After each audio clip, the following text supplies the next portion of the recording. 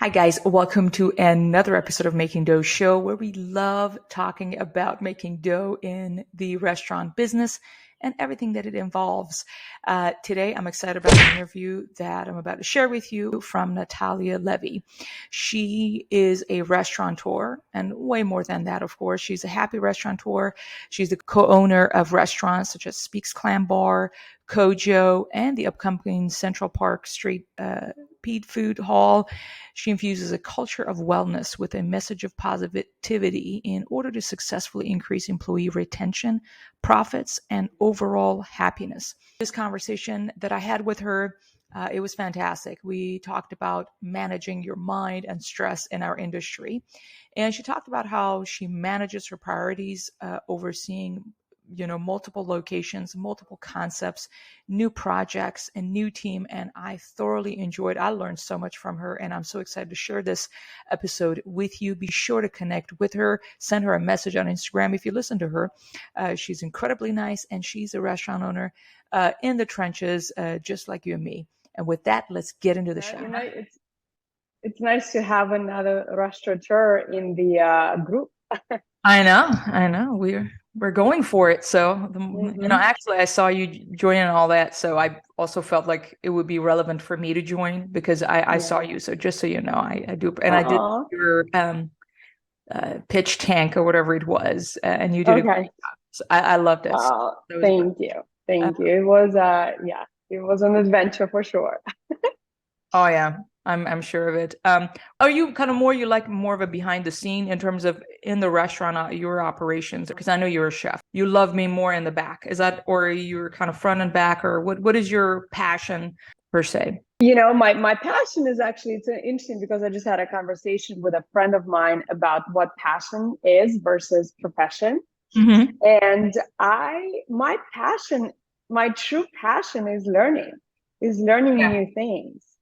So I love to cook, and I was trained as a chef professionally, but I really love to learn new things and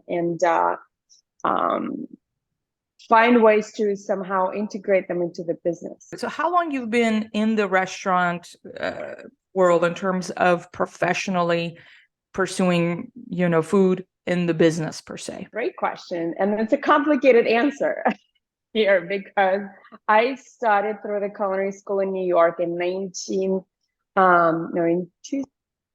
I am sorry. That's all right. It's been a minute since then. There's a bit of trauma there. Right after 9/11.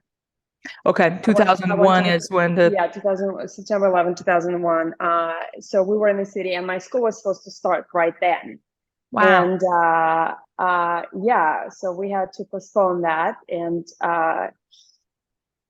it was an amazing year. It really gave me a really good base and foundation. And afterwards, I had an amazing internship with a chef in New York, Laurent Torrendell, and that was really fun for a month and a half. We actually reconnected last year in the city after so many years. Wow. And he remembered me, and we sat down and we had a great 2-hour conversation. That was really cool.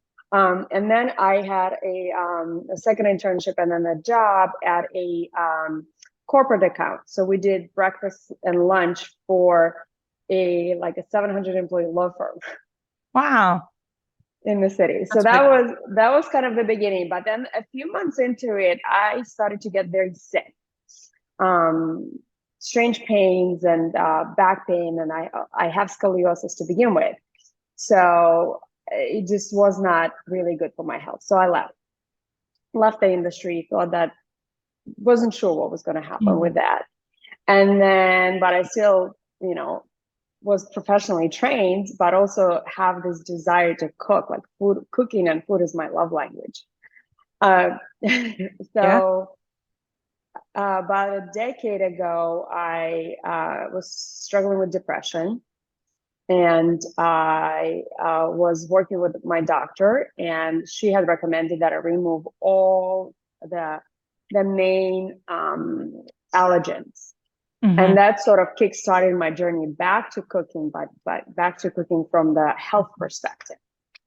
And I got all kinds of certified. When I go in something, I go in full force. So I got lots of education and got lots of certifications and health coaching and nutrition and all kinds of stuff. So I started working with doctors and their patients and teaching a lot of that culinary nutrition approach. And then, oh my gosh, about 5 years ago, we, in a family, one of the family members wanted to start a restaurant. So we sort of invested, and then due to health reasons, that person had to step away. And then I had to sort of come in full time and do all kinds of things. From coming up with recipes and specials to PR to management. Yeah, so it's been a journey for sure.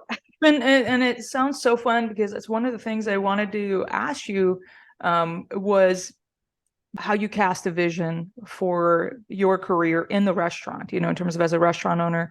And it's very fascinating, because when you joined, and we're talking 22 years ago, more or less, or 21 years ago in 2001, you had a vision of what you wanted to do in the food industry, and different things happen in your life. And then so that vision, kept changing here and there. And I think and it ended up being what it is now, which is fascinating and exciting. And you have, and I guess you guys are expanding relatively fast, which I understand it's very challenging for many different reasons. So how would you say about, when somebody is trying to cast a vision for their operations? They may have one location, they may have 5 locations, it doesn't matter. We're looking ahead in the next year, we're looking ahead in the next decade, a lot of unknowns. How do you go about kind of clarifying your own vision in our industry? That is such a great question, because my vision has been changing and evolving, and it's almost like I feel that there's a bit of a guidance from the universe, or so to speak. I don't know how else to describe it, because I'm being called to do all of these things, and then I just show up. But from the very practical standpoint, it's really important to understand your numbers, and it's really to understand what you can and can't afford from the basic business standpoint. And then from that, because there's always, especially in this country, there's always this sort of this drive for growth, but growth comes with a lot of sacrifices. I'm at the point, my daughter just started college, and she's my only child. So just my husband and I, so we are able to devote a lot of time to working, frankly, and work long hours. And so I think that to understand what you're willing to sacrifice and what you're willing to afford would be important factors. And then, can you connect all of that to your dreams? And do you want to, and how far do you want to go? Because for somebody to have one store and have that work-life balance is fine. Yeah, it's different for each person. And I understand what you said. And ultimately what you were also saying is, you can have that vision, but the timeline can be different based on obviously, our personal lives. We have young kids, and, you have to consider that. You can still, I guess, be passionate about a vision you have. Maybe the timeline is different. Maybe there are some bumps here and there. Maybe there's a COVID or something, and it delays the plans, all of that. But also, it's really difficult for, as a business owner or a restaurant owner, your role changes in the business. And I find that my role is constantly changing. So I used to do a lot more marketing. Now I need to be a little bit more involved with our staff. So even, I wanted to hear your thoughts throughout years, even in the last five years, if we were to focus on that, how has your role changed, and how have you tried to pivot? Because you constantly, as soon as you get settled, okay, this is what I do, then you have to do something different within the business. So how has your role evolved as, in the last 5 years? Yeah, this is a really great point about our roles constantly evolving. So I still do. I love marketing, and I love to study marketing and to really understand it, because I think that for me, that was my role when I first came in, is to really help grow the restaurants. So I set up social media accounts, I set up a newsletter list and all of that stuff, because I had to do all of this online business entrepreneurial stuff for my culinary wellness education company. So coming in, I already knew a lot of that, a lot of the strategies. So that was fairly easy. So I still do that, and I have somebody help, but we have, systems in place. So that's going well. That's an important piece. I do, God, what don't I do? I do food photography for us. So that's just something that I really enjoy doing. And whenever I can, I jump on that, doing that. I not as much now in the kitchen, even though right now we are getting ready to open a New York style deli, and it will be utilizing a lot of our family recipes. So European heritage, Eastern European. So it was really cool to be in the kitchen with my culinary team and train them and figure out how to convert a lot of those recipes, because our grandmothers, the way that they cooked was just a little bit of this and a little bit of that, and using regular measuring, stove. It's all the Yeah, so then it was like, how do we convert those recipes into commercial kitchen preparation? So my team was like following me around, writing things down, and this, they're like, oh, okay, so take from your hand and pour it into the teaspoon. So we had so much fun with that. There's a lot of roles, I feel. I do some trainings, wellness trainings for the team. I have a huge passion and background, obviously, in wellness. So I sent, during COVID, we actually started a quite serious mindfulness initiative. So I started writing a Mindful Monday Minute. And then at some point, I actually opened it up to everybody in the industry. So we're already 75 emails in with that. And it's just like mindful reminders of stay sane in this crazy industry that we're in. And it's also my personal way of communicating certain things with the team. So there's that. We're growing and expanding as a company. So it's just like overseeing all of that. Doing a lot of tastings. I get to eat a lot of food and kind of decide if, what makes it to the menu or what doesn't. We need to make any tweaks. So it's quite a delicious job. Very delicious. Oh, I get that. Oh, it's a lot of fun. It is for sure is a lot of fun. And also it's good when you involve the guests that are around, and like when we're having a little bit of a tasting different stuff, and we're like, oh, hey, we get the customers to come in and they didn't expect, they just feel very special. And so that is a lot of fun for sure. And I really appreciate your outlook, the way you were talking about it, because, we know it's very difficult. Restaurant is hard. You have being involved with multiple location. And one thing is, we have 6 restaurants, but they're all the same menu. We have pizzerias versus doing different concepts. It is very difficult. So y'all have multiple concepts. Is that correct? And you're adding new concepts. Yeah. Yeah. So you have 6. So, kind of like that bouncing between the locations. So right now we have 2 concepts. One concept has 1 location and another concept has 2 locations. But we're in the middle of build out, finalizing menus and all of that stuff. 2 more concepts, but they're all going to be connected to one of the locations. So it's sort of like the retail section of a parking garage. So 3 locations are going to be right next door to each other. So that's going to be easier from the visiting them, and the kitchens are there, and then the team is going to be cross-trained, a lot of the team. So the first concept that we opened is called Speaks Clam Bar, and it's sort of the nod to the way that my husband grew up in Long Island, and he would go to these clam bars, and he really loved them. Wow. And so we make pasta fresh in house. We make 3 different sauces for marinara, sweet, medium, and hot. There's fresh seafood, and the vibe is end of prohibition. So actually, December 5th, every year we do like this huge party for our guests, where we get a photo booth and a band, and everybody gets dressed up in there.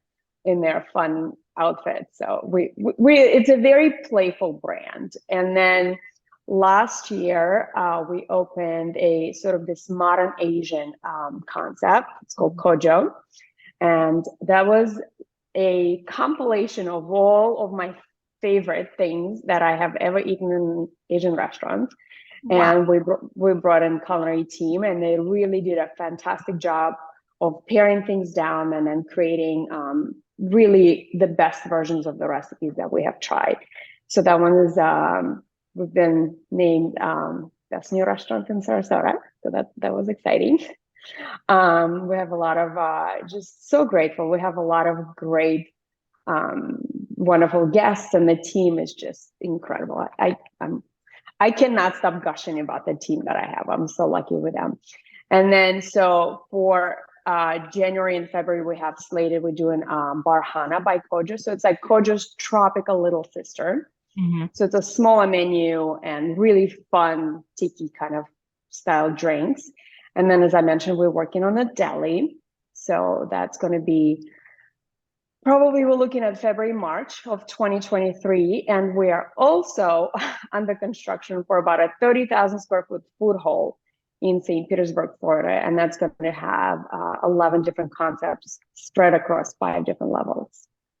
That sounds a blast. I want to ask you, how do you prioritize, at least in your mind, how you prioritize? Is it that you have somebody who oversees all of those, so you're able to kind of be more of a visionary? Because these are a lot of different things to be involved in each of these projects. I would love to hear how you prioritize in your mind what to focus on, what not to focus on, to see this through. So we have, like I had mentioned, we have a phenomenal team, and there's a lot of clarity in what everybody does. So my husband is my business partner, and he deals a lot with construction side of the projects, but also with automation, because we are a part of the development of a new point of sale system. And we're already integrated it in one of our restaurants. As you know, point of sale is like a big pain point for a lot of restaurant owners. So we were totally a different industry per se, because then you're talking software, and that's just really different. It's fascinating that y'all are able to, that takes courage and boldness to do different things. Usually people don't have the courage. So we're talking software, fantastic. So we have a wood shop that builds a lot of our stuff and booths and interior details. You can tell we're very entrepreneurial. And then with prioritizing, I sort of know. So we have operations meeting once a week, and we have the director of operations, we have a culinary director, and we have a beverage director. So everybody really understands the roles that they play. And for me, it's really a very collaborative process of creating all of those brands. It's really understanding the market, it's understanding our talents, and what each person brings. I don't know everything, but I have people on my team that are so knowledgeable, and they have been in the industry for a lot longer than I have been too. So I think I have so much trust in the people that I work with, and then we make decisions together. Yeah, no, I get that. You can't, otherwise you can't do all the things you want to do. So, and you have to be a leader, being able to work with different people, different skill sets, different personalities. It's big. So that's pretty powerful. I wanted to ask you, I'm sure you do have some practices or best practices that you do. We're talking about wellness, mentally, especially, and physically, of course, but particularly mentally, because this industry is just very stressful. And when you're taking on a new project, so you're saying, for example, this huge, 30,000 square foot building, so it can be stressful. What if it works? What if it doesn't work? What if this? What if that? What if the permits don't come through? All the things that could go wrong, and one could get very stressed. Obviously, if you're not getting much sleep and there are long hours of work, I would love to hear like 3 top tips you have for somebody in the restaurant business that would be a good habit and a practice to have for their mental well-being, going through, working this industry? Mm-hmm. Well, we had just talked about prioritizing things, and that's really important. It's understanding what the timelines are on everything, and really have a lot of clarity, right? So the more clarity you have, and the better communication that you have with your team, that solves everything, and the ability to make decisions quick, right? So that would be probably like that sort of mental organization would be the first tip. The second tip is, I talk about mindfulness a lot. Mindfulness is one of our core values in the company, and that is ability of being present without judgment. So just practicing that every day. I have been working with a hotel as a client. They actually hired me to help them implement their own employee mindfulness program. So it was interesting because we were just doing the thing in our restaurants, and to help somebody integrate that system into their organization has really helped me to see how much value it is in doing what we do. I believe in having sort of bookends for your day. So I start the day with either, there's like a menu for the start of the day, whether it's a positive intention or an affirmation, or just taking a few deep breaths, right? So it's not that I wake up and just go on my phone or just jump into something. It's always very intentional in how I start the day. And then how I end the day is also very intentional. It's either thinking about what good things that have happened, gratitude, or if I need to just like take that time with myself to be really kind to myself and be very gentle with myself and be very forgiving with myself and non-judgmental. Because I feel like a lot of us, before we just sort of function on autopilot because our industry is so fast paced. So I think that recognizing those moments throughout the day and tuning in with how you feel is so important, right? If you can take time to meditate, that is such great tool. And then probably eating well and movement. I know the job can be very physical, but to find the right movement that would work for you. And I find that the older that I get, the more I'm kind of starting to get into yoga. So I found this app that is 10 minutes of yoga a day, and I've been really enjoying that because the older we get, the more important it is to keep flexibility in our joints.